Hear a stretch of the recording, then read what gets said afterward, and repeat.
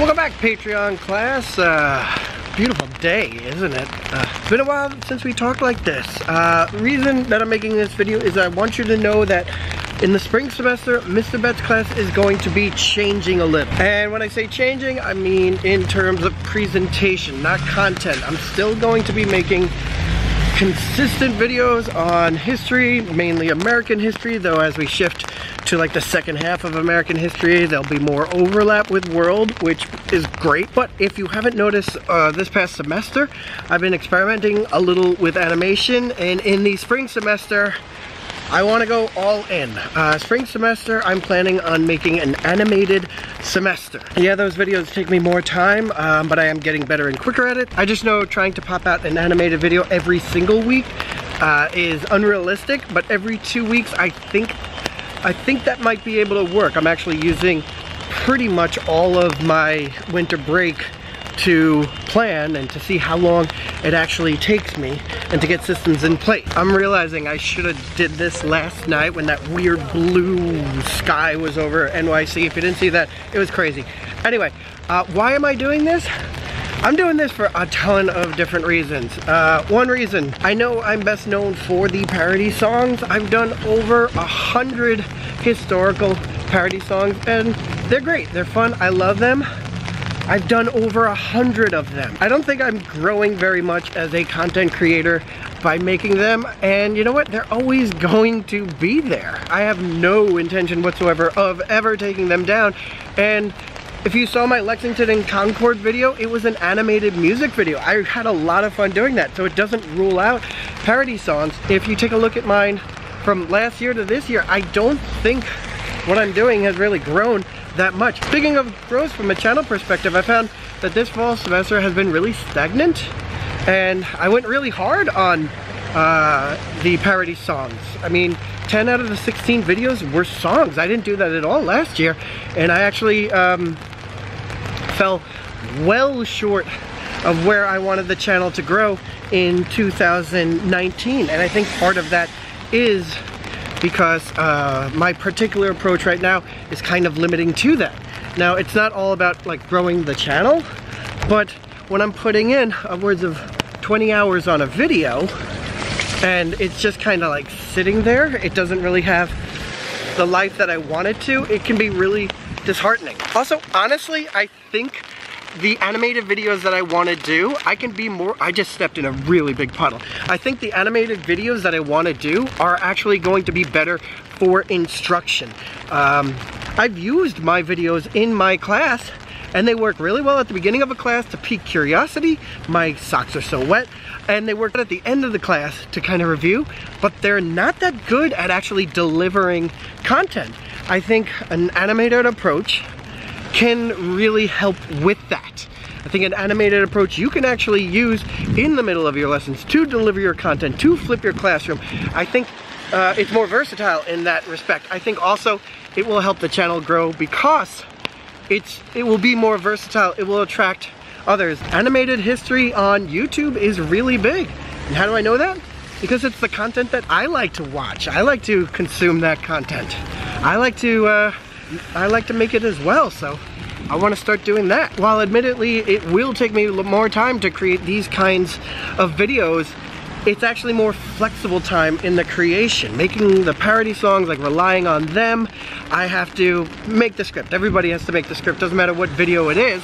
But then I have to wait until I do audio to go to the next step, which is filming. And then I have to wait until I have time to have a space big enough to set up my green screen and actually get the filming done. And then, only then I can start editing. With an animated approach, I can be working at different stages, at different times, depending on the environment I'm in. That will allow me to just pick up my computer and start working. I don't have to be finished with everything before I start editing. I don't have to do the audio before I start making the assets. It will allow me to use my time more wisely and in a more flexible fashion, and that really leads me to my next point. I think it will be better for me to spend time with my kid. My kid is my #1 priority, and this will allow me to use those weird pockets of times that only parents know more effectively in creation. That also brings me to another point. I mean it when I say that you guys are the only reason that I've been able to continue making videos the way that I do these past couple of years, because so many times I upload a video to YouTube and it automatically tells me, hey, you're gonna make only partially what you should make, or none, you'll make no money because of copyright issues. With animated videos, I can get rid of all of that. I can actually make sure I'm getting 100% of the revenue that's coming in from them. Because if I'm gonna justify spending all of this time that I could be with my son, or making a side hustle money some other way, I think by experimenting with animation, my hope is that since it will all be copyright free, I won't have to worry about any of those issues.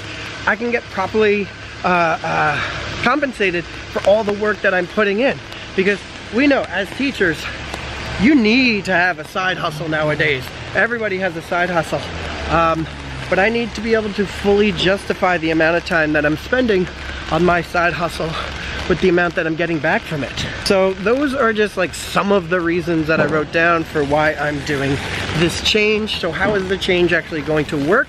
Well, the first video I believe is set for January 10th. I'm actually going to a coffee shop now to just continue working on it. How it works for the actual Patreon, January I figure is going to be like an experimental month. I don't want to make any changes until I have more information about workflow and all that.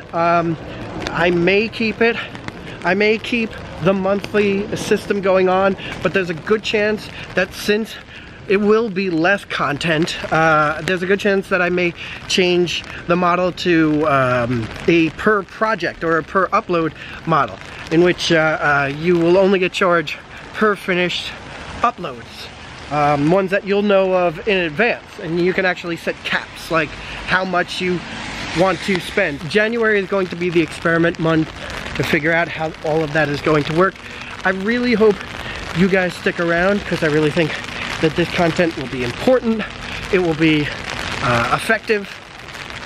Your students are going to love it. I think it will be fresh and new, invigorating. They'll have that same MrBettsClass like funny style. Just it'll allow me to actually be funnier and more experimental. But I just really hope that you guys stick around with it. If anybody wants to adjust their tiers, I completely understand that. Know that any unpaid perks, do not worry about them. Anything like postcards or class visits, you guys have earned all of them. Let me know in the comments. I just sent out a bunch of postcards this morning, so if you haven't got yours, it may be in the mail right now, but let me know down in the comments. And hopefully 2019 will be a gigantic year for us together. Okay, that's all I gotta say. I guess I told you guys, so I guess this plan is real. Be safe. I'll see you next time.